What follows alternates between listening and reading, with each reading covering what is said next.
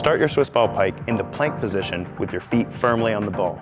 Get a nice, strong stance with your plank and your shoulders because we're gonna tax it. Then, inhale as you drive your knees towards your body, keeping your hips high and your core engaged. Exhale on your way forward and continue those repetitions with good form until your program reps. The Swiss Ball Pike is a challenging abdominal exercise.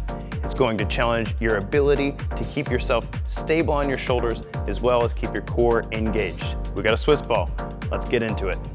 The Swiss Ball Pike is a very difficult exercise. Notice how hard Katie is having to work to keep her upper body stable while she uses her core, not her hip flexors, to pull her abdomen in and drive the ball toward her. She's doing a great job keeping her legs engaged and making this a beautiful exercise that's really challenging to the core. Now, we're gonna make it slightly regress and she's gonna pull a knee tuck in here just in case that hip drive is a little much for you. This is a great way to regress the exercise and get more comfortable and confident with the stability of the ball. Excellent job, Katie.